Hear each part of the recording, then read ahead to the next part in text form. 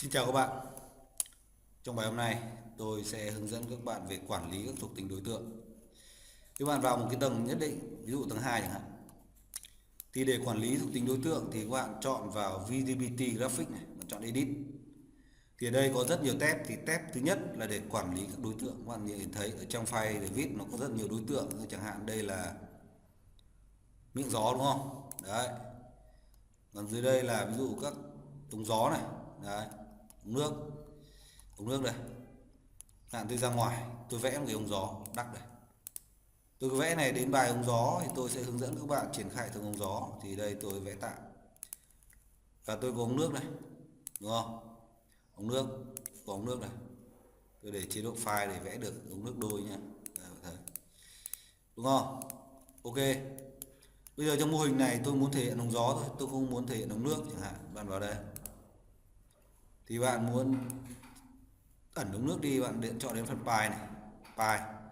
Và Pi fitting tức là phần phụ kiện, bạn phải ẩn phần này đi. Bạn thấy phần ống nước mất đúng không? Thì thấy ống gió.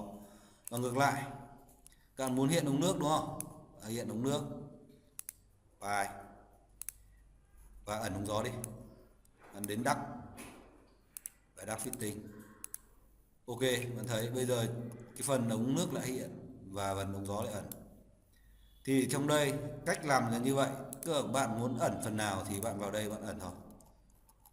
Và trong đây nó cho phép các bạn quản lý về ngoài cái thuộc tính đây, quản lý về màu sắc của các đối tượng này.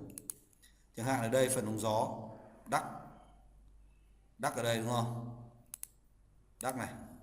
Bạn muốn chọn cái màu là màu, tôi muốn màu hồng này, đúng không? Phần nét ngoài tôi để nét đứt. Đấy, ok. Và độ dày nét tôi để 4 nữa. Ok, bây giờ tôi sẽ ok nhé các bạn nhìn. Thấy ống gió bây giờ có dạng nét đứt đúng không? Bạn thấy. Thì do chúng ta đã hiệu chỉnh trong đây này, trong phần đắc này. Đấy, chúng ta đã hiệu chỉnh trong phần đắc. Đấy. Các bạn có thể chọn một màu nào tùy thích. Ở đây các bạn để chế độ xe đi, các bạn thấy. Ở đây tại sao mà nó vẫn màu xanh mà chưa chuyển sang màu được? Bởi vì ở đây hệ thống ấy, ở đây nó ưu tiên chúng ta chọn hệ thống trước nên nó vẫn hiện màu xanh. Bởi vì hệ thống ở đây này, về sau đến phần hệ thống tôi sẽ hướng dẫn. Dark System này, đây là hệ nước, hệ gió lạnh, thì họ vẫn đang để cái màu xanh. Đấy, và no override đây. Đấy, thì bạn thấy khi chúng ta không chọn hệ thống, màu hệ thống thì bắt đầu cái màu chúng ta hiệu chỉnh đây nó sẽ kích hoạt, nó ưu tiên cho cái màu hệ thống trước. Bạn thấy đây, chúng ta ví dụ chọn lại màu khác nhé, tôi chọn màu đỏ đi. Ok, bạn nhìn, bạn thấy nó hiện sang màu đỏ đúng không?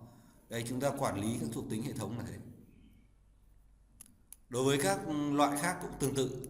Ví dụ phần thiết bị này, phần cửa gió, tôi lấy một cái cửa gió chẳng hạn. Ở đây đúng không? Thấy cửa gió đây. Đấy. Với tôi muốn ẩn cái cửa gió đi thì tôi vào E-Terminal, tôi ẩn đi là được. Ok, hoặc là tôi hiện nó lên và tôi để nó một cái màu hồng hả? Ok. Thì bạn thấy cửa gió xuất hiện màu hồng đúng không? Rất là tiện. Thì đấy là qua cách quản lý các thuộc tính của đối tượng. Thứ nhất là ẩn hiện đối tượng, thứ hai chỉnh màu cho đối tượng. Chúng ta về sau dễ phân biệt. Đấy, được chưa? Còn trong quản lý ở đây nữa là quản lý về các chú thích, thì đến phần chú thích chúng tôi sẽ hướng dẫn. Còn đây là quản lý về các đối tượng import vào. Đây đối tượng phân tích, chỗ này chúng ta không cần quan tâm. Và quan trọng nhất là quản lý filter, thì đến phần filter là phần tương đối khó. Đến phần tổng hợp kiến thức triển khai ống nước chúng tôi sẽ trở lại vấn đề này. Thì ở bài này chúng tôi sẽ đang hướng dẫn các bạn quản lý đối tượng đây, model category đây. Cái này rất quan trọng, các bạn nên lưu ý. Bài học của chúng tôi hôm nay đến đây là kết thúc. Một lần nữa cảm ơn các bạn chú theo dõi và xin hẹn gặp lại.